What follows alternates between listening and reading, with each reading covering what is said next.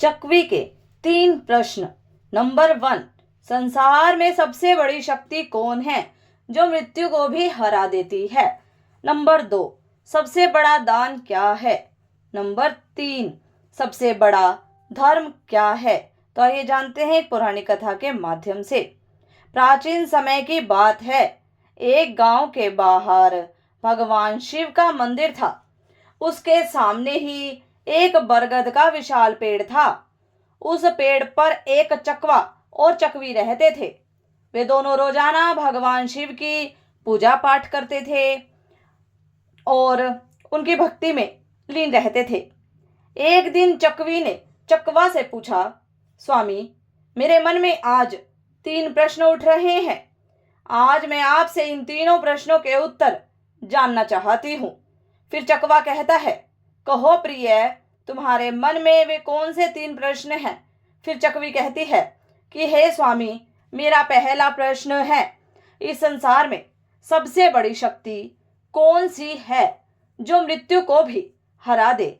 मेरा दूसरा प्रश्न है, सबसे बड़ा दान क्या है? और मेरा तीसरा प्रश्न है, सबसे बड़ा धर्म क्या है? फिर चकवी की बात सुनकर चकवा कहने लगा, हे प्रिय, मैं तुम्हें मेरी प्रत्यक्ष देखी हुई एक घटना सुनाता हूँ। उस घटना को सुनने के बाद तुम्हें तुम्हारे तीनों प्रश्नों के जवाब मिल जाएंगे। एक रामपुर नाम का शहर था। उस शहर में एक सेठ रहता था जो एक सावंत के ऊंचे पद पर नियुक्त था। उस सेठ का एक लड़का था जिसका नाम करमवीर था। एक दिन करमवीर भ्रमण करने के लिए घर से घोड़ा लेकर निकला। घूमते घूमते करमवीर को प्यास लगने लगी। थोड़ा आगे चलने पर उसे एक पानी की प्याऊ दिखाई दी। फिर उसने वहां जाकर पानी पिया और अपने घोड़े को भी पानी पिलाया और थोड़ी देर वहीं बैठकर विश्राम किया। विश्राम करते हुए करमवीर ने देखा कि वहां बहुत से यात्री आ रहे थे और जा रहे थे और पानी पीने के बाद बड़ा आशीर्वाद दे रहे थे। वह यात्री कह रहे थे, बहुत ही अच्छा काम कर रहा है यह पानी पिलाने वाला। पानी पिलाने वाले को भगवान हमेशा प्रसन्न रखे। यह आशीर्वाद राहगीर देते जा रहे थे। इस बात को करमवीर सुन रहा था। करमवीर सोचने लगा कि मैं एक प्याऊ खोलूंगा और वह मैं हर राहगीर को पानी पिलाऊंगा। यह सोचकर करमवीर घर चला गया और अपने पिता सावंत से कहने लगा, पिताजी, मुझे किसी काम के लिए आपकी मदद चाहिए। तो सेठ कहने लगा, कहो बेटे, क्या काम है? तब करमवीर ने कहा कि पिताजी, मैं पानी पिलाने के लिए प्याऊ खोलना चाहता हूँ। तो सेठ कहने लगा, हमारे घर में क्या कमी है? हम एक प्याऊ खुलवा देंगे और उस पर एक नौकर रख देंगे। तो करमवीर उस सेठ से कहने लगा, नहीं पिताजी, मैं अपने हाथों से पानी पिलाऊंगा। पिता पुत्र की बात मान लेता है और करमवीर के लिए पानी की प्याऊ की व्यवस्था करवा देता है। अब करमवीर एक ऐसे स्थान पर प्याऊ बना लेता है जहां 5-5 किलोमीटर तक कहीं पानी की व्यवस्था नहीं थी। वहां उस रास्ते पर जितने भी राहगीर आते, पानी पी के आगे बढ़ जाते। फिर एक दिन 4 यमदूत एक मनुष्य की आत्मा को लेकर करमवीर के पड़ोसी गांव से जा रहे थे। फिर यमदूत ने देखा कि प्याऊ बनी हुई है तो वह चारों अपना भेष बदलकर उस प्याऊ पर पहुंचते हैं। वहां जाकर उन्होंने पानी पिया। पानी पीने के बाद चारों यमदूत उस आत्मा को लेकर चले जाते हैं। उसके बाद जब भी यमदूत उस क्षेत्र में आते तो उस करमवीर के प्याऊ पर पानी पीकर जाते। फिर एक दिन करमवीर ने जब उन्हें देखा तो कहने लगा, भाई, तुम 4 दिन पहले आए थे, तुम अब कहाँ जा रहे हो और तुम कौन हो? तब वह चारों कहने लगे कि हम व्यापार करते हैं और इस रास्ते से 2-4 दिन में आते जाते रहते हैं। तब करमवीर उनकी बातों पर विश्वास कर लेता है और फिर करमवीर उन चारों का हर बार की तरह स्वागत करता है, मीठा और ठंडा पानी पिलाता है। धीरे धीरे समय बीतने लगा और जब भी वह यमदूत वहां आते तो करमवीर उन्हें पानी पिलाता। अब चारों यमदूत करमवीर के मित्र बन गए। इसके बाद जब भी वह चारों यमदूत उस मार्ग से आते तो करमवीर की प्याऊ पर जरूर आते और वहां बैठकर उससे बातें करते और फिर चले जाते। अब करमवीर के विवाह का समय आया तो करमवीर ने अपने उन चारों मित्रों को निमंत्रण दिया। फिर वह चारों यमदूत उसके विवाह में सम्मिलित हुए। विवाह होने के बाद करमवीर अपनी पत्नी को अपने घर ले आया। उसके बाद कुछ समय और निकला। फिर एक दिन यमराज उन यमदूतों से कहते हैं, कल ठीक 12 बजे तुम्हें एक करमवीर नामक व्यक्ति को लाना है। यमराज जी ने उन यमदूतों को 24 घंटे पहले ही बता दिया था। अब चारों यमदूत सोचने लगे कि करमवीर तो हमारा मित्र है, हम कैसे उसे लाएंगे। फिर वे चारों यमदूत करमवीर की प्याऊ पर आते हैं।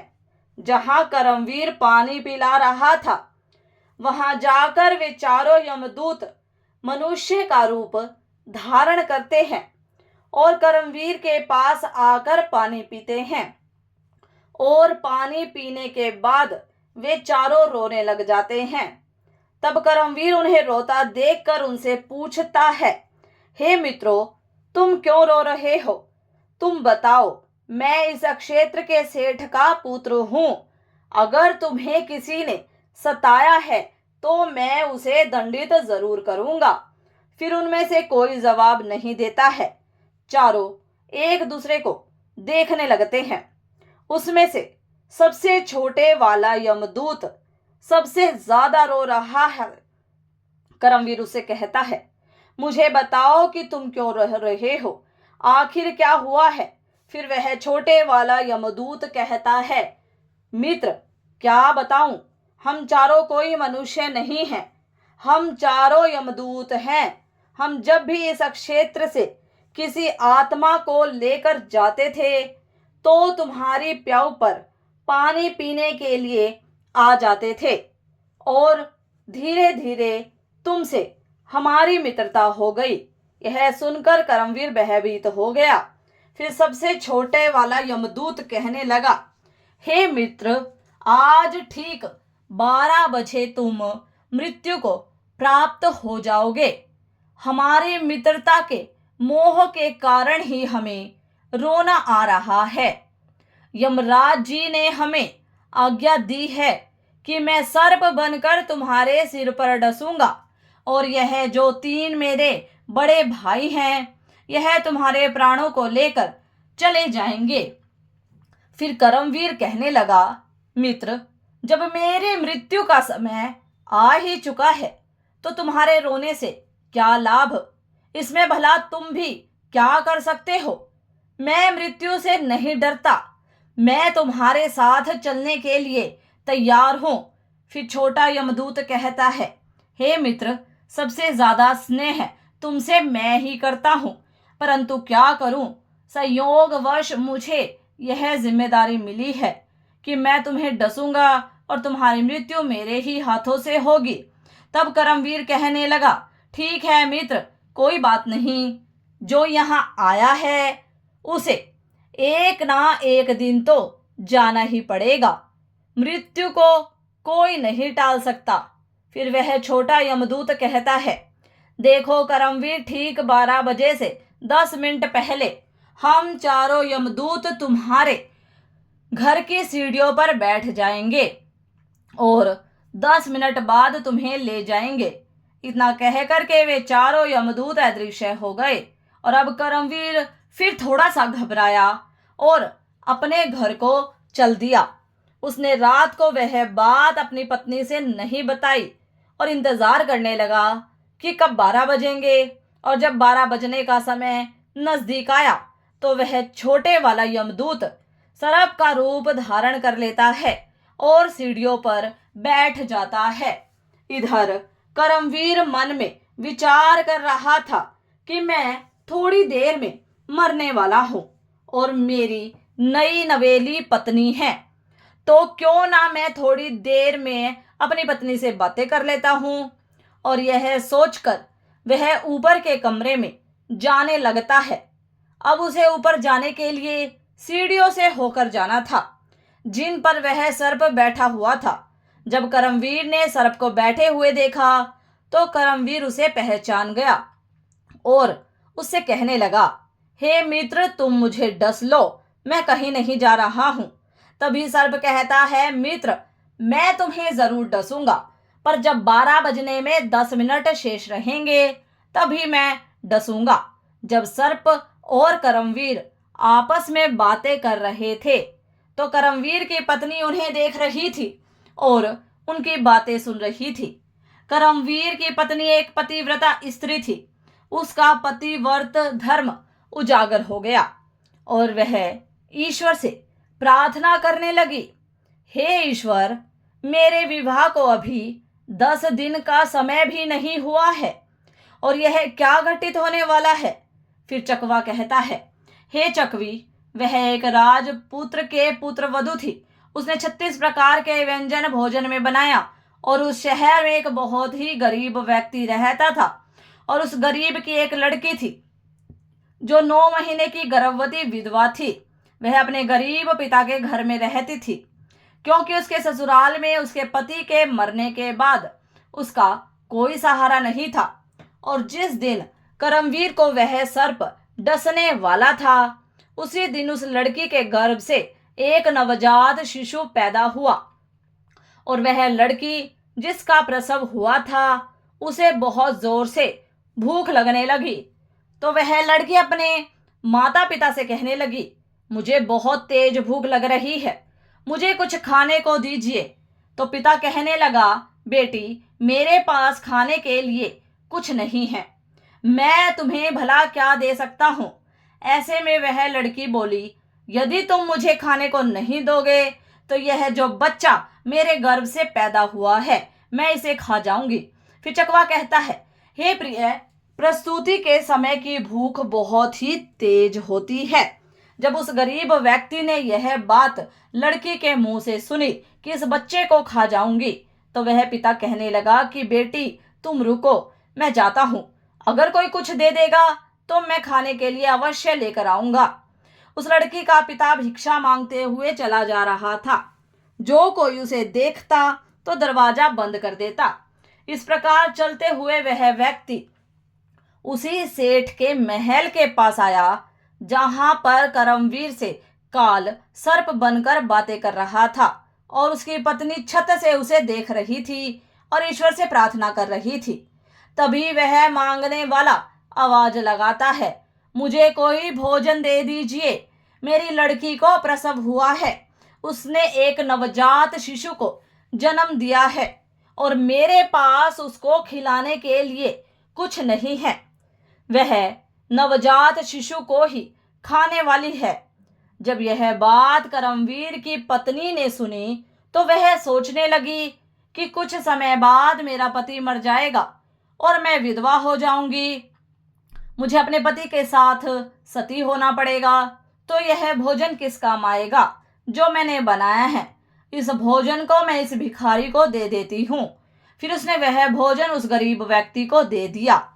तब भोजन लेने के बाद वह गरीब व्यक्ति वापस अपने घर चला जाता है और जब तक करमवीर और सर्प बातें कर रहे थे तब तक वह गरीब आदमी जाकर उस भोजन को अपनी लड़की को खिला देता है।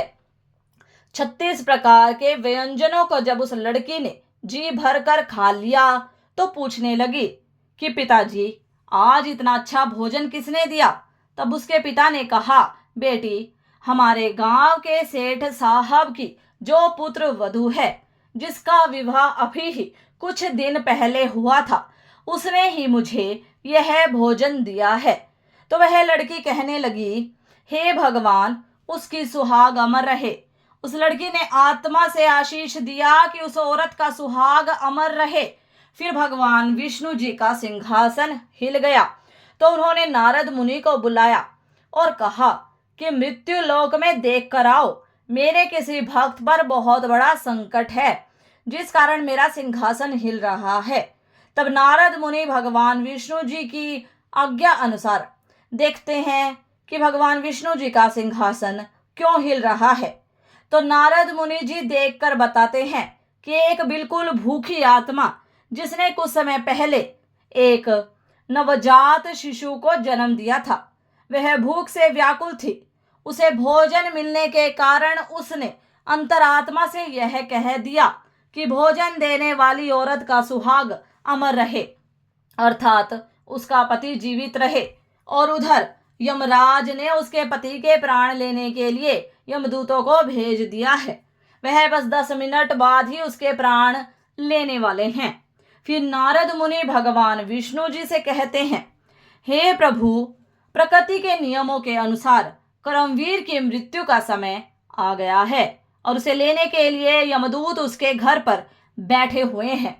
और उधर एक दिव्य आत्मा ने अपनी संपूर्ण शक्ति से करमवीर की पत्नी को आशीष दे दिया है कि उस औरत का सुहाग अमर रहे। फिर भगवान विष्णु जी कहने लगे, मुझे उस आत्मा का मान रखना पड़ेगा, चाहे मेरे कार्य में परिवर्तन ही क्यों न हो जाए।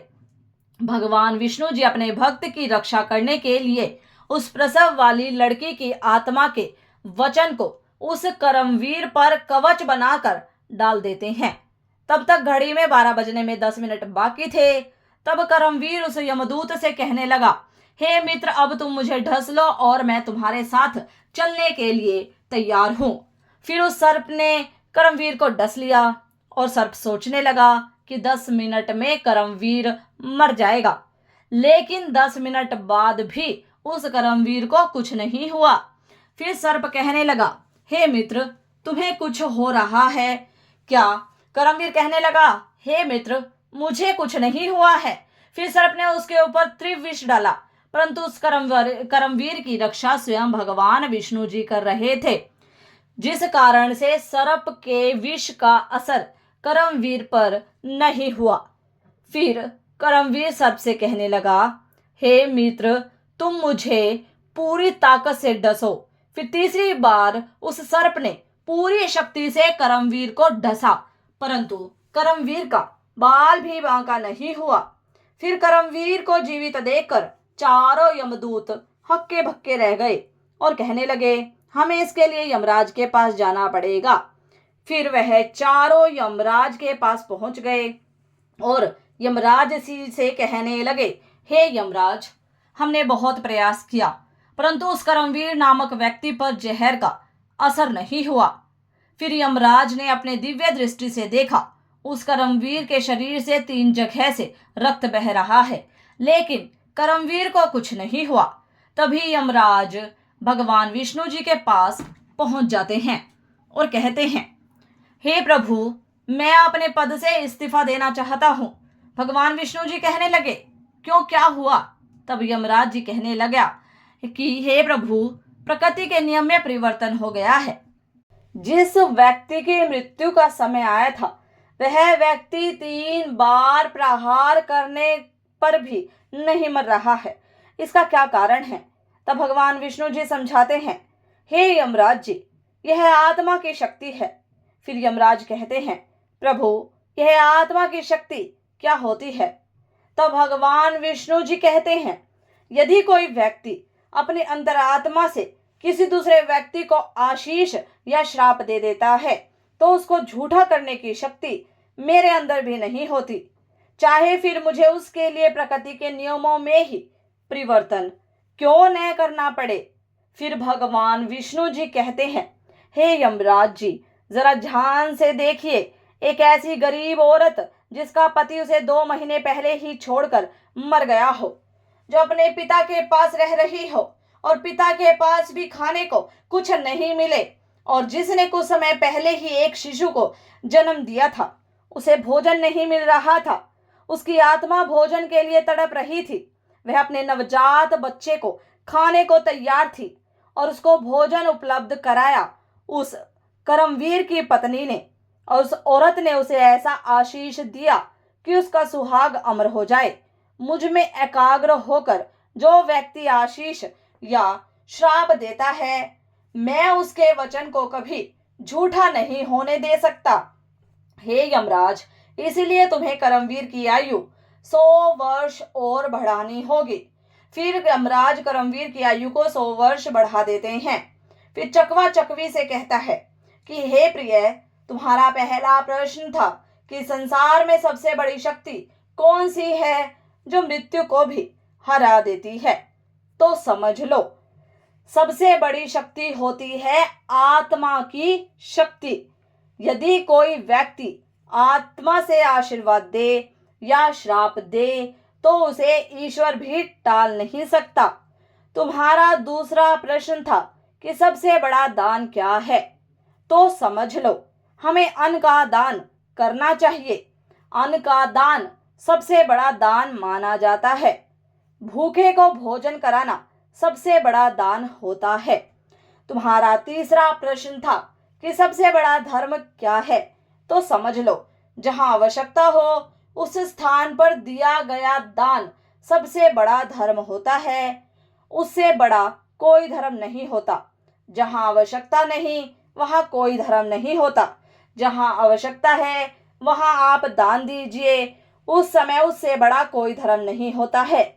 जहां पर आवश्यकता नहीं है उस समय पर आप दान कर रहे हैं तो वह दान बड़ा नहीं होगा और फलीभूत नहीं होगा, और बिना आवश्यकता के आपका हजारों रुपयों का दान भी बेकार चला जाएगा। तो भक्तों, ये थी आज की कहानी। आपको यह कहानी कैसी लगी कृपया कमेंट बॉक्स में जरूर बताएं। वीडियो पसंद आई हो तो वीडियो को लाइक शेयर सब्सक्राइब करें और कमेंट में हर हर महादेव अवश्य टाइप करें। और ऐसे ही और धार्मिक कहानियों के लिए जुड़े रहिए हमारे चैनल से। धन्यवाद।